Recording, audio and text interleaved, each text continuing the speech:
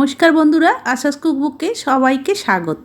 আজকে আমি তোমাদের সাথে শেয়ার করব ভাজা পিঠার রেসিপি। অনেক তো দুধ পিঠা, ভাপা পিঠা অনেক খেলাম, কিন্তু একবার এইভাবে ভাজা পিঠা বানিয়ে খেয়ে দেখো। খেতে এত সুস্বাদু হয়, ভীষণ ভালো লাগে খেতে।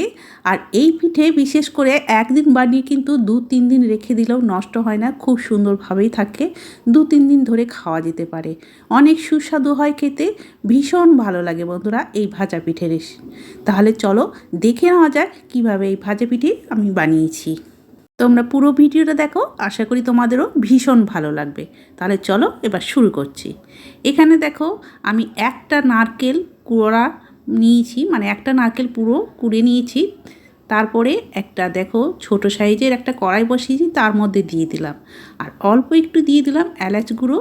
আর এখানে 150 গ্রাম দিয়ে দিয়েছি খেজুর গুড়। এবার সব কিছু আগে ভালো করে নারকেলের সাথে মাখিয়ে নিচ্ছি। ভালো করে মাখিয়ে নেওয়ার পর তারপরে বন্ধুরা আমি গ্যাসটা ধরাবো। এই সময় কিন্তু আমি গ্যাসটা এখনও ধরাইনি, আগে এগুলো ভালো করে মাখিয়ে নিচ্ছি।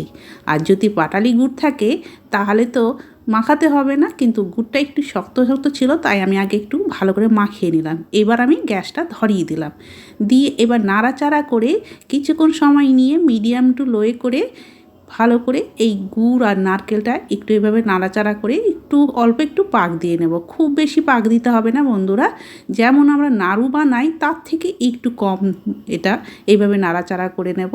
কারণ নাড়ু করতে গেলে যেমন একটু বেশিক্ষণ নাড়াচাড়া করে একটু পাকটা ভালো করেই দিতে হয়, অতটা পাক দিতে হবে না। অল্প একটু নাড়াচাড়া করে মিশিয়ে নিলেই কিন্তু এই পুরটা রেডি হয়ে যাবে। দেখতে পাচ্ছ আমি অল্প একটু নাড়াচাড়া করে এটা ভালো করে নারকেলের আর গুড়টা মিশিয়ে নিলাম। দেখো আমি অল্প একটু রান্না করে নিয়েছি।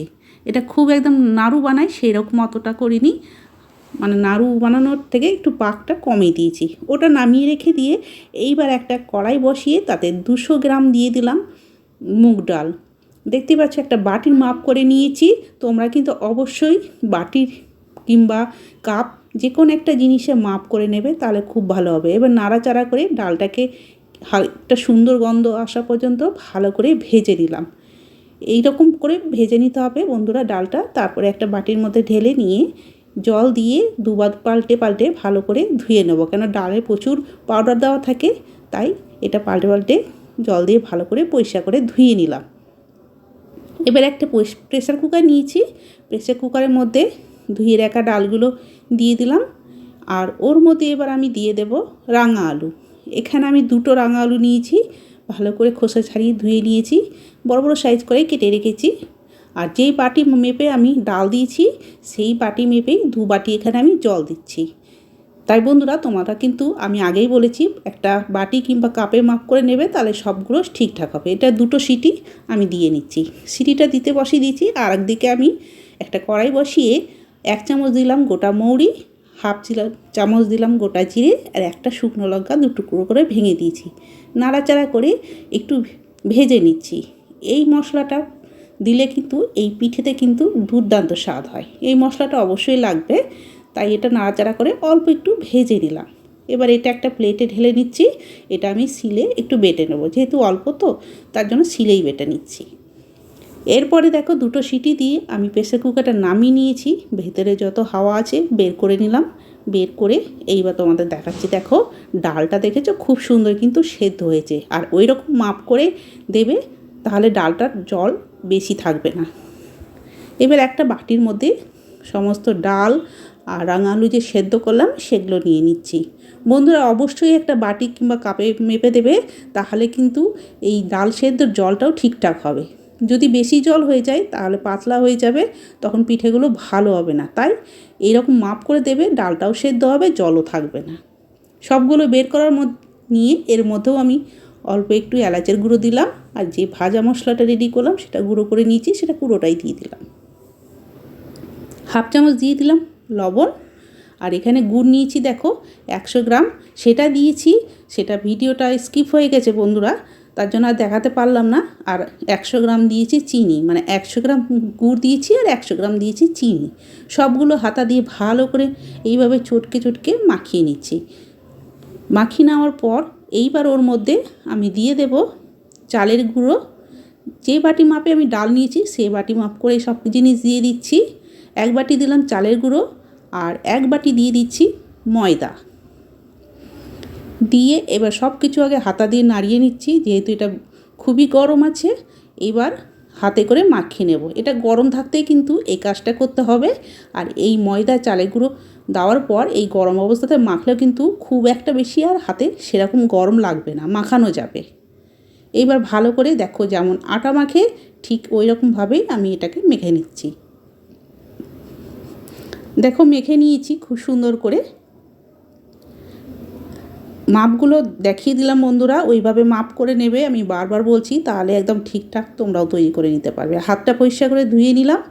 এইবার এখান থেকে ছোট ছোট করে বল কেটে নিয়ে তারপরে সুন্দর করে একটা লেচি তৈরি করে একটা বাটির শেপ দিয়ে নিচ্ছি।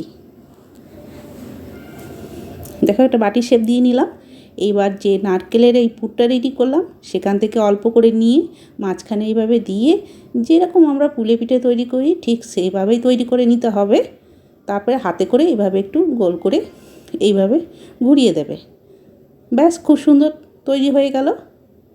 এইভাবে কিন্তু সবগুলোই তৈরি করে নিতে হবে। তোমাদের আমি আরও একটা তৈরি করে দেখাচ্ছি। ভীষণ সহজ আর খুব টেস্টি হয় বন্ধুরা এই ভাজা পিঠে। ছোট বড় সবাই ভীষণ পছন্দ করবে। আর এই পিঠেগুলো বানিয়ে কিন্তু 2-3 দিন রেখে দিলেও নষ্ট হয় না, তাই বানিয়ে রেখে দিতে পারো বেশি করে। বাচ্চারা ঘুরে ফিরে বারবার এটা সেটা খাওয়ার জন্য চাই, তখন তারাও কিন্তু এগুলো ঘুরে ফিরে খাবে, খেতে কিন্তু খুবই ভালো লাগে। দেখো এখানে আমার 2টো বানানো হয়ে গেল। আর এই রকম ঢাকা দিয়ে তারপরে অল্প অল্প করে নিয়ে তৈরি করবে, তাহলে যে ডোটা তৈরি করলাম সেটা শুকনো হয়ে যাবে না। অনেক সময় কি হয় শুকনো হয়ে যায়, তখন কিন্তু পিঠেগুলো তৈরি করতে খুবই অসুবিধা হবে, ফেটে ফেটে যাবে। তার জন্য ঢাকা দিয়ে রেখে অল্প অল্প করে নিয়ে পিঠেগুলোকে তৈরি করে নিতে হবে। এইভাবে আমি একে একে সব পিঠেগুলোই দেখো তৈরি করে নেব। তৈরি করে নেওয়ার পর তারপরে তোমাদের আমি দেখাচ্ছি। দেখো সবগুলো আমি তৈরি করে নিয়েছি, 2টো প্লেটে ভর্তি করে হয়ে গেছে, অনেকগুলোই তৈরি হয়ে গেছে। এবার আমি এগুলোকে ভেজে নেব। ভাজার জন্য এবার আমি গ্যাস ধরিয়ে একটা কড়াই বসিয়ে দিলাম, তাতে কিছুটা সাদা তেল দিয়ে দিলাম। তেলটা একবারে প্রথমে ভালো করে গরম করে নিচ্ছি। দেখো খুব ভালো করে গরম করে নিয়েছি। এবার একটা একটা করে পিঠেগুলো ছেড়ে দিচ্ছি। গ্যাসের হিটটা কিন্তু আমি হাইয়ে রেখেছি। এটা ভালো করে গরম অবস্থাতেই দিতে হবে, তাহলে পিঠেগুলো তলায় লেগে যাবে না, খুব সুন্দর ভাজা হবে। পিঠেগুলো দেওয়ার পর এবার গ্যাসের হিটটা একটু কমিয়ে দেব। দেওয়ার পরে আমি সাথে কিছুক্ষণ পরেই উল্টে দিচ্ছি। দেখতে পাচ্ছ খুব সুন্দর কিন্তু একদিক কালার এসে গেছে তাড়াতাড়ি। আর একটুও কড়াইকে একটু লেগে যাচ্ছে না, মানে হিটটা বাড়িয়ে দেবে। আর যদি হিট কমিয়ে দাও তাহলে কিন্তু তলায় লেগে যাবে। হিটটা কিন্তু এটা বাড়িয়ে দিয়েই ভাজতে হবে। এইভাবে নাড়াচাড়া করে ভালো করে চারিদিকে সুন্দর কালার আসা পর্যন্ত দেখো আমি ভেজে নিয়েছি। খুব সুন্দর কালার এসে গেছে। এইরকম যখন কালার এসে যাবে তখন তেল থেকে তুলে নিতে হবে। তেল থেকে আমি দেখো সবগুলো তুলে নিলাম। তুলে নিয়ে এরপরে এবার বাকিগুলো আবারও কিছুটা দিয়ে দিচ্ছি তেলে। এইভাবে তেলে দিয়ে দিয়ে আমি সবগুলোকে ভেজে নেব। তবে বন্ধুরা তোমরা যেসব নতুন বন্ধু আমার এই চ্যানেলে প্রথম আজকে, তারা অবশ্যই আমার চ্যানেলটিকে সাবস্ক্রাইব করে রেখো। আর যদি কেউ লাইক দিয়ে না থাকো অবশ্যই লাইক দিয়ে পুরো ভিডিওটা দেখার অনুরোধ রইল। আর বন্ধু ফ্যামিলির সাথেও শেয়ার করে দেবে, তাহলে তারাও খুব সহজে কিন্তু প্রত্যেকেই এইরকম খুব সুস্বাদু একটা পিঠে বানিয়ে খেতে পারবে। দেখো আমি বাকিগুলো দিয়ে দিলাম, দিয়ে সবগুলোই আমার এখানে দেখো ভাজা হয়ে গেছে। আর দেখতেই পাচ্ছ কতটা সুন্দর হয়েছে। এই রকমভাবে ভাজা পিঠে তৈরি করে দেখো বন্ধুরা, ভীষণ ভালো লাগে। অনেক দুধ পুলি ভাপা পিঠে অনেক পিঠেই রকম বানিয়ে খেয়েছি আমরা, তবে এই রকম যদি একবার পিঠে বানিয়ে খাও দেখবে মুখে কিন্তু স্বাদ লেগে থাকবে, ভীষণ ভালো হয় খেতে। তাহলে বন্ধুরা আজকের আমার এই পিঠে রেসিপি তোমাদের কেমন লাগলো কমেন্ট করে অবশ্যই জানাবে। ভালো লেগে থাকলে একটা লাইক করে দেওয়ার অনুরোধ রইল। তাহলে আজকের মতো আমি এখানেই শেষ করছি, আবার একটা নতুন রেসিপি নিয়ে চলে আসবো। সবাই ভালো থেকো, সুস্থ থেকো। সবাইকে অনেক অনেক ধন্যবাদ জানিয়ে আজকে আমি এখানেই শেষ করলাম।